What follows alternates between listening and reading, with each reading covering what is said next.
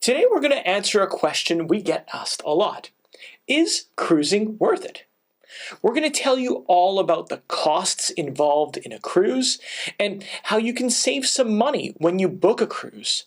Finally, we're going to give you a real-life example that compares the price of a cruise to a land tour to see if cruising is really worth it. Stay tuned!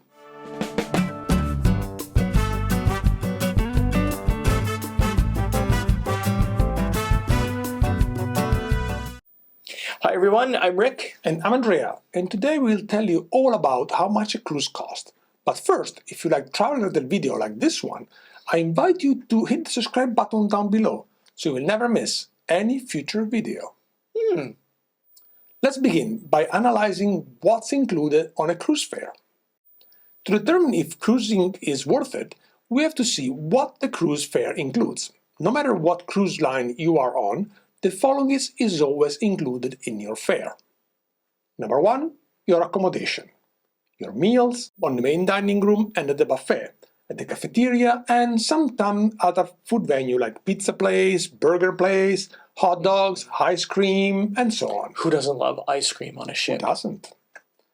Some cruise lines also include 24-hour room service. Also, all the entertainment on board is included as well, like trivia games, pool games, dance classes, etc. And don't forget about all the shows and the Broadway production style. Comedy shows, dance, magician, party, disco club, and lectures that are all included in your fare as well. And of course, like the swimming pool, jacuzzi, the gym, access are all included in your fare as well. So you have quite a bit included. That's right. Now, depending on the type of fare and the level of cruise line that you choose, the fare might also include drinks, internet, and gratuities. Why am I always talking about drinks? I don't know. That's your topic. More on that later. Different cruise lines have different level of service. Some are cheaper, while others are more expensive. It all depends on the level of service offered by the cruise line on board, the amenities, the perks offered, etc. Comparing the different cruise lines, it is essential to determine if cruise is worth it. Cruise line can be sorted based on level of service and price into 3 categories: the mainstream cruise lines, premium cruise lines, and luxury cruise line, and then ultra-luxury cruise line. Well, it's technically 4, isn't 4, it? yes. But, you know, the ultra one is... Ultra-luxury, Yeah. exactly. Let's start with mainstream cruise lines, which are more value-based lines that include the Royal Caribbean, MSC Cruise Line, Marella Cruises, Norwegian Cruise Line, Carnival Cruise Line, and Costa. If you want to make a good comparison with the hotels, these are comparable to a 4-star hotel. Right.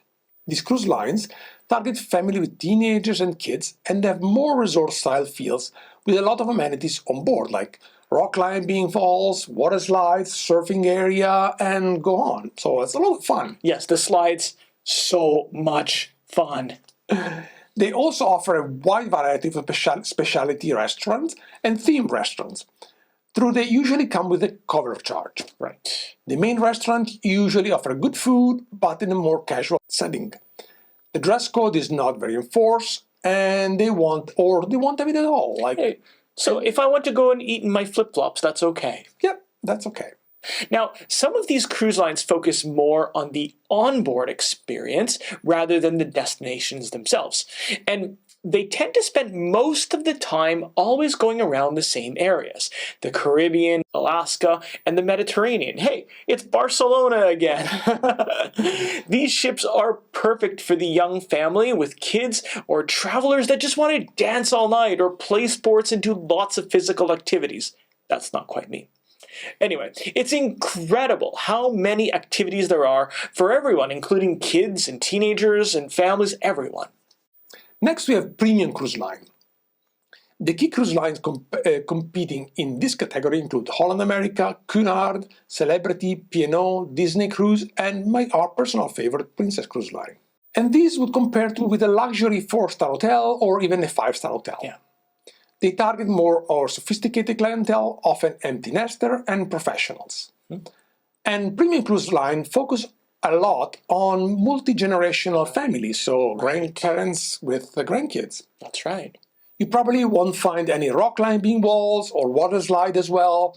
Well, Disney has a water slide. Yeah, Disney does have one, but most of the time they don't. This cruise line offers lectures, special guests, And so on. and so on. Yeah, they're more like cultural. Premium Cruise Line also offers specialty dining restaurant, but not a big variety of that.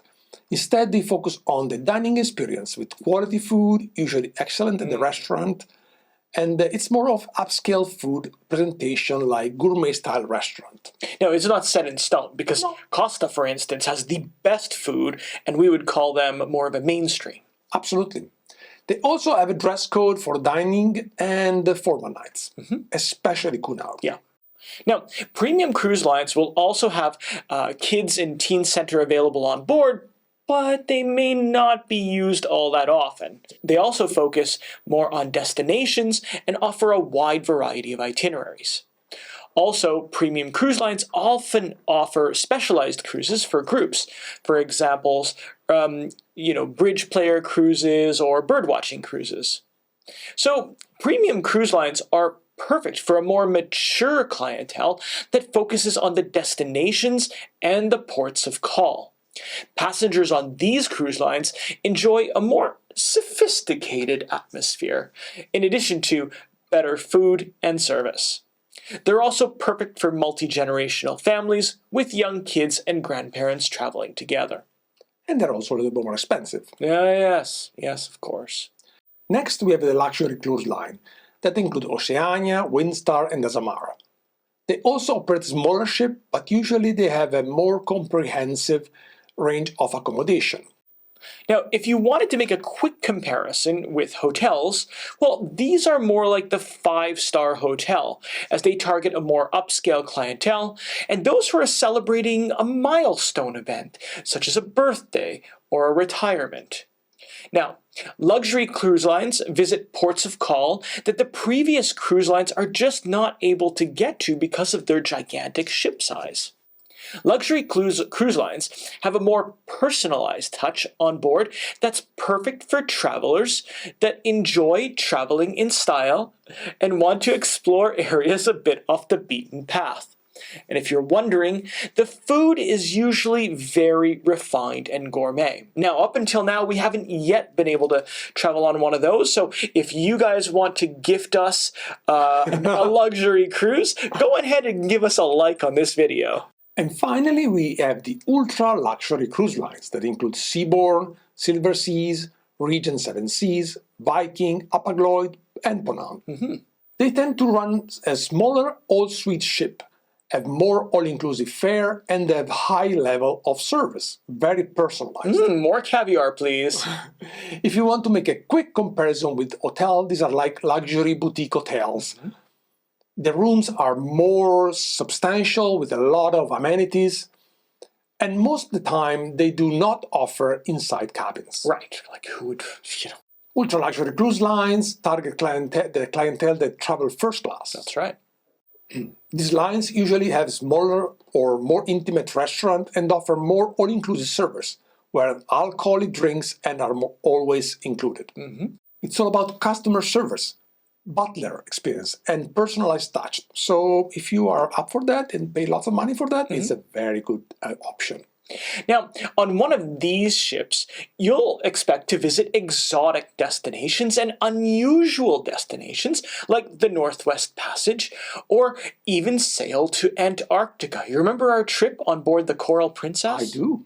Now, these cruise lines are perfect for people that enjoy the best things in life. They're also ideal for those who want to reach areas of the world where tourism isn't quite mainstream yet. So which one do you pick? When you contact a travel agent and are faced with 2 or more distinct cruise lines with a similar itinerary, it's important to first determine what is included. Sure, you might ask the question, how much does the cruise cost? But I think it's more important to identify the differences between the 2 lines. That's right, because some might offer stuff that others don't. Absolutely. So you always have to compare apples to apples. You might find that one cruise line appears more expensive, but actually ends up being the same price or cheaper, once you added up all the extra perks you might have included in the fare. That's right. If you are a first-time cruiser, it's essential to book with a professional who specializes in cruises. Not all the travel agents are. These travel agents have an extensive knowledge about the different cruise lines, and they know which cruise line is the best one for your needs. And also all the little cruise hacks they might not tell you. Exactly.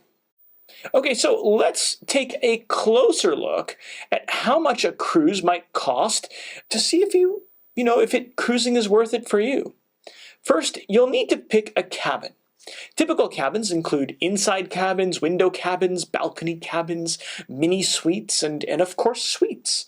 And as you might have guessed, inside cabins are typically cheaper than window cabins, and window cabins are typically less expensive than balcony cabins, and so on. And even in the same cabin type, you have cheaper and more expensive ones because the location often determines the cost. Let me give you an example. If you book an inside cabin, the midship is usually more expensive than at the front or the back of the ship. And this is because midship cabins are less prone to movement. They're actually the best cabins on the ship. And if you're on a budget and you want to save some money, consider booking a to-be-assigned cabin. If this is the case, you pick a type of cabin you want, inside, balcony, whatever, and then the cruise line will assign your cabin at some point up until the day of boarding. Think of it kind of like renting a hotel room. The hotel operator almost never gives you the room number in advance. Cruise lines usually quote their price based on double occupancy. That means two people each pay the same price in a cabin. Right. In case there are a third and a fourth passenger, they are generally charged at a discounted fare. And that's if the cabin support more than two passengers in the cabin. That's right. Sometimes they don't. They don't. Solo travelers also often wonder how much a cruise might cost them. In many cases, if you are traveling solo, the fare can be double the regular price. But in recent times, some cruise lines started to target solo passengers, and they have cabins specifically for them. For example, MSC and NCL offer more competitive pricing for solo passengers, and events specifically target for solo passengers. That's right.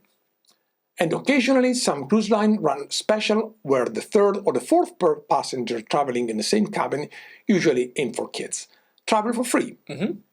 If you have a family with children, you should watch out for that kind of deal because they're really good deals. Yeah, if you think that a 4 for 2 deal is good, give us a like on this video. Absolutely. Okay, so when you book a cruise, the time of booking might also influence the price quite considerably. So in order to find out if cruising is worth it for you, we have to see when is the best time to book. Now, generally speaking, the cheapest time to book a cruise is when the itinerary is initially launched or at the very last minute. For example, if you book very, very early, like as soon as the itinerary comes out, sometimes years in advance, or at the very last minute, you can sometimes score the best prices.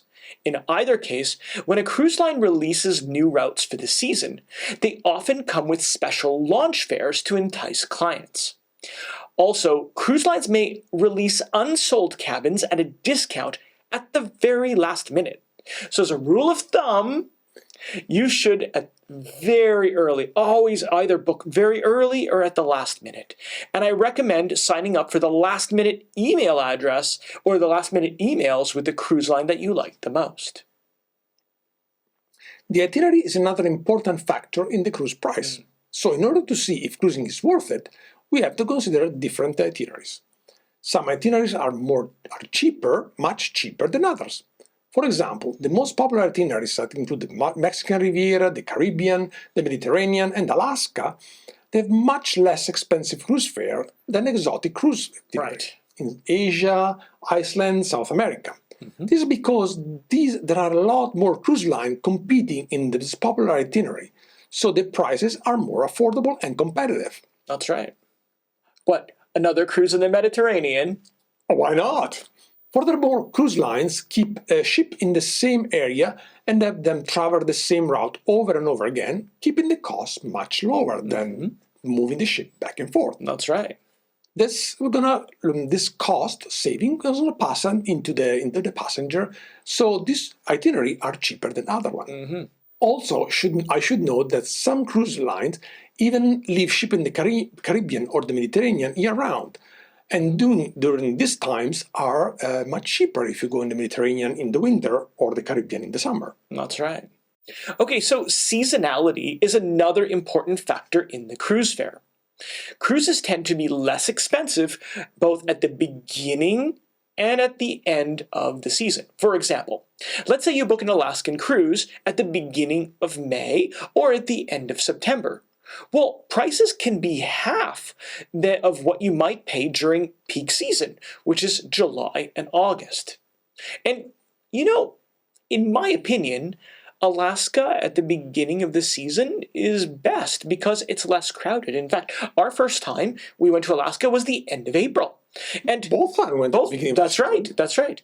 And the weather is generally the same in Alaska in April, May, June, as well as July, August, and September. And in peak seasons, you'll have to deal with the higher cost of airfares to get to your ship. And also, hotels for your pre- and post-cruise stay are also going to be more expensive in the high season. So let's take a look at the peak seasons for the different areas that you can cruise. So the peak seasons in Alaska would be mid-May to late September. In the Mexican Riviera, it would be late September to end of April. Panama Canal, early October to mid-April. Mediterranean, well, practically any time, but April to mid-October. Northern Europe and Baltic Sea would be late April to the beginning of September. Caribbean would be October to April. And recently, you could do all around, right? Canada and New England would be August to mid-October. Hawaii would be the end of September to the beginning of April. And Chile and Argentina, November to March. Now let's see what is not included in your fare. So these following items are not included in the cruise fare. Some are mandatory, like gratuities, and others are discretionary. To find out if cruise is worth it, we'll have to consider mandatory items of course, the discretionary that you can do it or not. So let's start with gratuities. Almost all cruise lines add the gratuities automatically at the end of the cruise. In general, these payments get distributed by all the cruise line among all the staff. Waiter, housekeeper, cooks, janitors, etc. However, the exception is those who get an auto gratuity. An autograt, yeah. An autograt, such as these who work at the bar or at the spa. Every cruise line has different amount per passenger per day. The amount varies on the type of cabins as well, being more expensive for passengers traveling in a suite and less expensive for passengers traveling in an inside cabin. That's right. For example, gratuities for those passengers traveling in a suite are going to pay somewhere between $14 and $17 per passenger per day. At time of recording. That's right. And for a long cruise, that can add up to a lot of money. Can you imagine? 120-day world cruise at $14 a day? That's $1,600 in tips per person. Now, every so often, there's specials where the cruise line offers fares that include the prepaid gratuities. But we like to prepare our gratuities in advance. We get the best deal. Now, I know, if you're booking a cruise in Australia, the cruise fare includes the gratuities. But still, it's quite common to leave an envelope with some extra cash for the crew members if they were particularly helpful. Also, as part of promotions, cruise lines sometimes offer prepaid gratuities as a perk to attract passengers. If you find a fare with perks, it's usually a really good deal. Absolutely. All right, so who doesn't like to drink by the pool, right? What is it with me and drinking? How about you continue with this? Okay. Or have a cocktail in the afternoon and a bottle of wine with your dinner. Okay. Drinking is a great way to enjoy the vacation. But be careful because the cost can add up very quickly, right? Absolutely. Many cruise lines offer drinking packages that can be purchased in advance or on embarkation day. And to see if the package is worth buying, read what the package includes. And then you can do some math. For example, consider that if an average drink is about $10 and your package is $70 per day, it's only worth it if you're planning to have 7 drinks. That's right. But why? Wait. When you do the math, also you have to consider most drinking packages include cappuccino, lattes, coffee, espresso, juices, and soda. Even cappuccino in the afternoon. Yes, maybe cappuccino in the afternoon. That also can add up to your bill. That's right. So keep that in mind. Now, if you're planning on drinking wine with your meals and you don't have a package, a good saving strategy is to order wine by the bottle and never by the glass. That's if you don't intend on, drinking a whole wine. bottle. Exactly. Now, cruise lines will be happy to store your unfinished wine bottle and bring it back to your table at your next meal. So it's becoming more and more common for cruise lines to publish all-inclusive fares. These usually offer basic drink package and gratuities included in the fare. And the fares are usually an excellent option because they're cheaper than buying the equivalent drink package on board. Absolutely. Excursion can also be a big part of the final cruise bill. Right. But you do not have to take an excursion. If you don't want to. Absolutely. In fact, in the city, we usually explore on our own. In other locations like Alaska, the Caribbean, and South America, excursions are a big part of the cruise experience.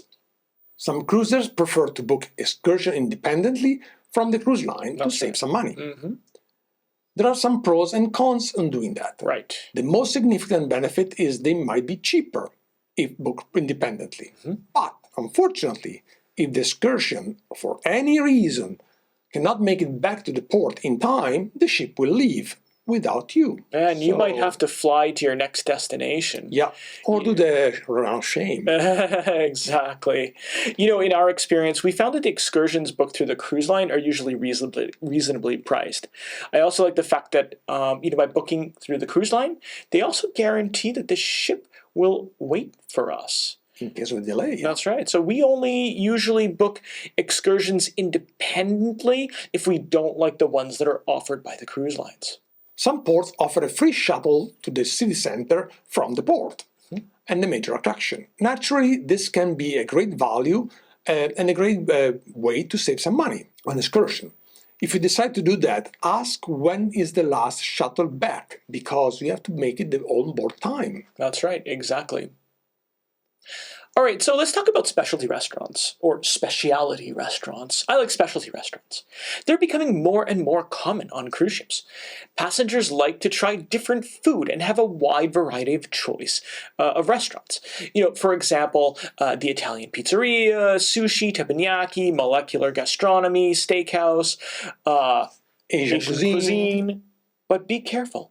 These specialty restaurants can be really pricey and will add up your costs on board significantly. Some offer a set price for dining, while others offer an a la carte option. Now, I like specialty dining, as they offer a more intimate setting. Also, there's a slightly more attentive level of service, usually, than in the main dining room.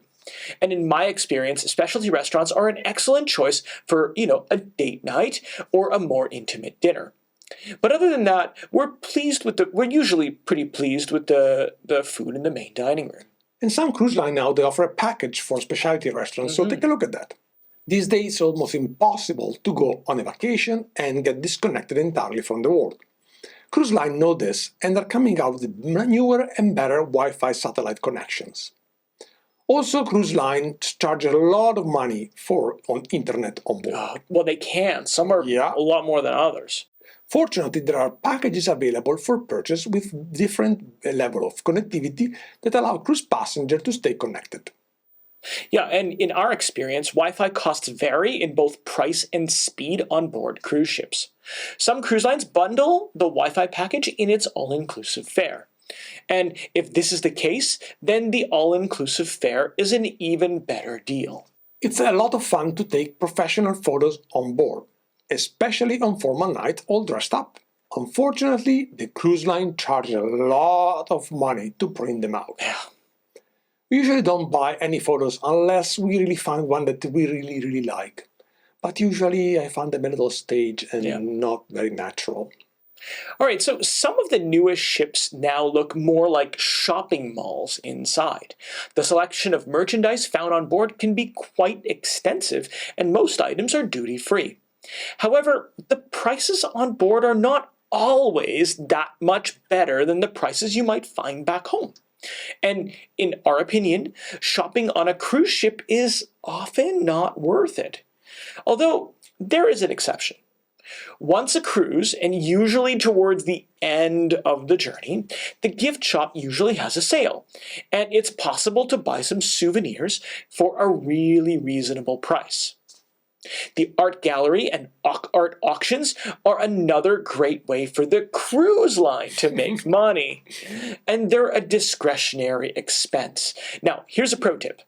Most art auctions offer you free champagne. If you're in the mood for a glass of sparkling wine, check when the next art auction is and take advantage of this freebie. Massages, hair and nail salon.